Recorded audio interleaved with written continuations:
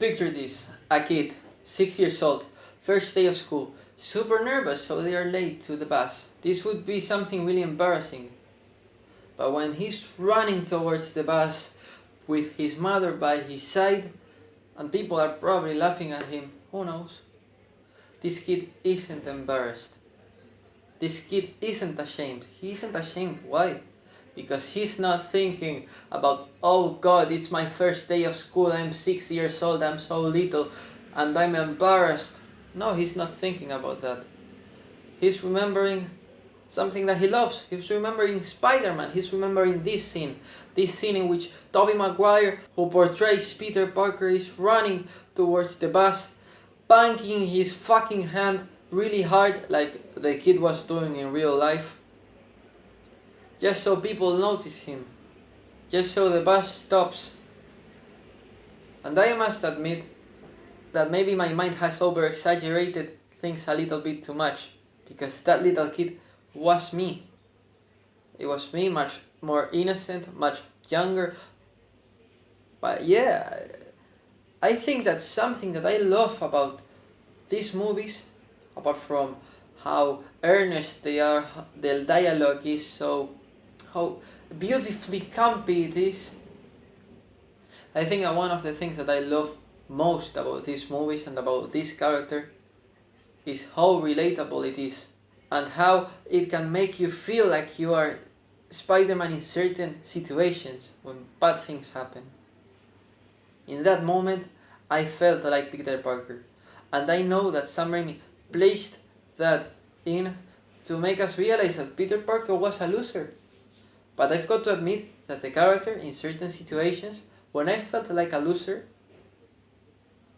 I felt more like Spider-Man, and that is really empowering in a weird way. But yeah, of course I love the character. I mean, I think that's kind of obvious. I have this shirt on, you know. I've got all my comics there. My Ultimate Comics, my Amazing Comics, my Sensational Comics. I have my cushion here. I have the Funko Pops. I don't know if you can see them. But of course I love the character. And even though I might prefer other versions over Tobey Maguire's Spider-Man, this was the first version that I saw.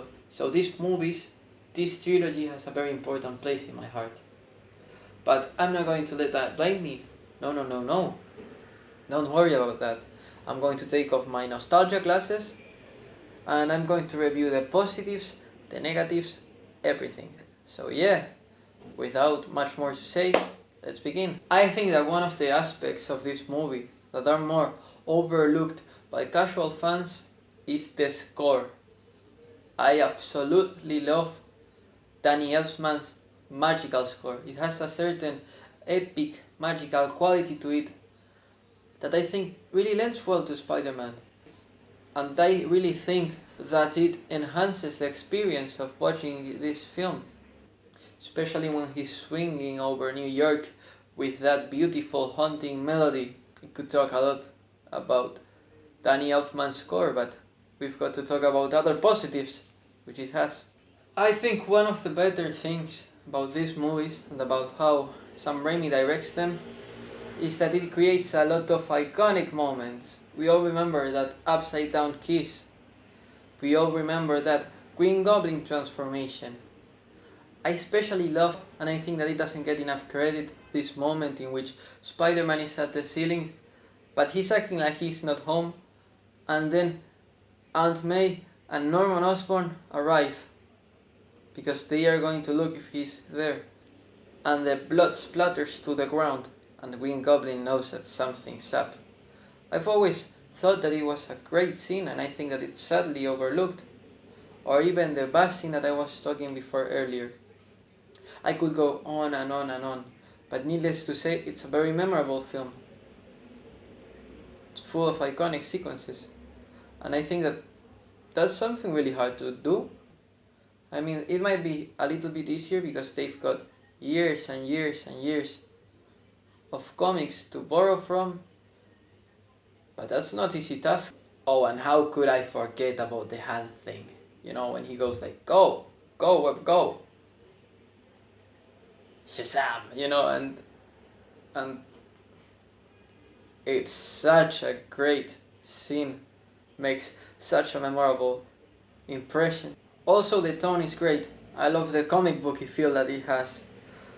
Also, that campy, kitschy feel that it has, mixed with a little bit of a sprinkle of universal horror, like I said earlier, mixed with a bit, a sprinkle, a taste of universal horror, of that Sam Raimi feel of the Evil Dead franchise.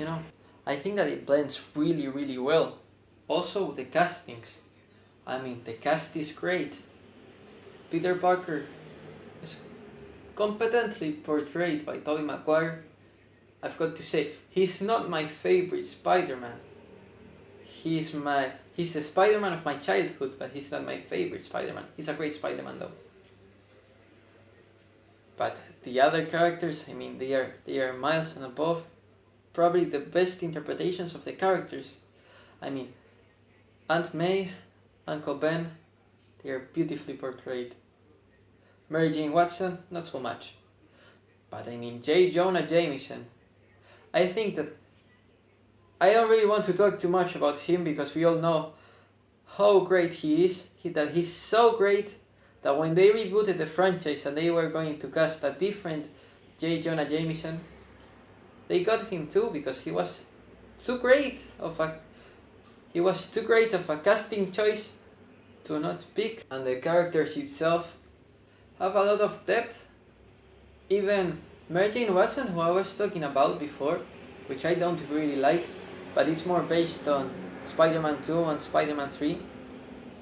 I mean, we see a little bit of her home life, and it's quite sad. You can see why Peter Parker and Mary Jane are talking, what they have in common in that scene in which they talk about what they are going to do in the future. Harry Osborn is also a character. It's also a really good character, especially in this film. Maybe even more in Spider-Man 2, but he's a good character. Basically, they have a lot of good characters. The tone is great. It has really good music. Spider-Man obviously is great. The swinging is great. CGI, not so much. Well, in some scenes, doesn't even matter. That first scene in which Spider-Man goes off to catch Uncle Ben's killer doesn't really need. It has so much emotion that you don't really need the CGI, if you know what I mean. So if everything's so great about this film, what's not so great? Something funny happened the other day. Because although I was like 5 or 6 years old when I saw Spider-Man the first time, and I thought that it was a very original piece of media, I was much older when I started watching other films of Sam Raimi's filmography. So a little nitpick that I have is that after seeing Darkman, some of the scenes, like the transformation scene in Spider-Man, seem to be directly lifted from that other movie, Darkman. And I've got to say that even though the Spider-Man and Darkman are really good films, after watching Darkman, I've got to say that something felt off later watching Spider-Man 1 again. Especially those scenes that are exactly the same. But yeah, that's a little nitpick that I have. And I mean, I can overlook it because they are by the same director. But it's weird, it's something that I feel like I should comment. Something that I also feel like I should comment is on the organic web shooter versus mechanical web shooter thing. I really don't mind. I mean, it was the first time I saw Spider-Man, so I didn't know any better. And it's a little bit gross. But I feel like it's grosser, the thing about, when you see how he climbs the walls, and that it's like this very... I'm showing it. I don't know how to explain it. As you can probably tell, English is not my first language. But I'm trying. I'm really trying. I hope that people don't get too mad at me for what I'm going to say. But I feel that Tobey Maguire's Spider-Man is a bit too corny. I'm not talking about the film in general. I have like two different definitions. I don't know if they're correct, but for me, something campy is something that is enjoyable because it has like a very innocent quality. Something corny comes off a bit creepy, a bit. You know what it is about Tobey Maguire's Peter Parker for me? Is that sometimes he sounds and acts like a grandma. He's a nerd, and I mean he should be. He's Peter Parker, he's the everyman. He's that guy that gets bullied, he's that guy that gets picked on, he's that... But he got more picked on because he didn't want to go out partying, he didn't want to socialize so much with these kids that he didn't really like.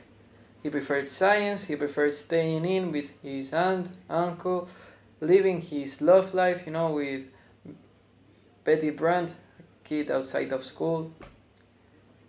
He was the different one, he was the outcast, he was the outsider.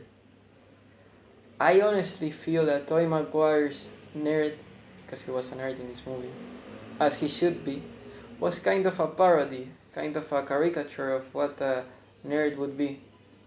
Not what a nerd actually is. And I feel like when Peter Parker first appeared in the 60s, he wasn't a parody, he wasn't a caricature, he just was a fucking nerd. He was a nerd. He was he had a lot of things in his life. He had a lot of pressures. He had a lot of responsibilities, we all know that. But he was also a nerd. And that's okay. And I feel like later movies are better at this than Tobey Maguire's version. He was too dorky. He was way too dorky for me. And I feel like there's a important difference between nerd and dorky, He came off a bit as childish.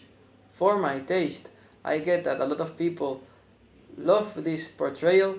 A lot of people think that he's the best Peter Parker. I don't agree, but to each their own. And I think that it's funny because a lot of people think that this was the best Peter Parker, Andrew Garfield was the best Spider-Man, and then Tom Holland is like the blend of both, and he's the best one.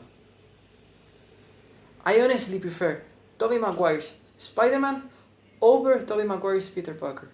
But that's just me. Please don't kill me. So yeah, I think that overall this film is really enjoyable. I have my issues with it, but it's probably my favorite film. One of my favorite films of all time. So yeah, it wouldn't be fair if I gave it anything lower than a 9. Maybe an 8.5. So yeah, I think that 8.5 is my rating. Yeah, 8.5 is my rating. So yeah, this was my review for Spider-Man. This is my first review. If you want to know a little bit more about myself, you can see my previous video. And yeah, I'm going to be reviewing Spider-Man 2 and Spider-Man 3 next. So yeah, if you like this video, you know what to do. You can like, subscribe, and everything. Love you 3000, Spider Bite out.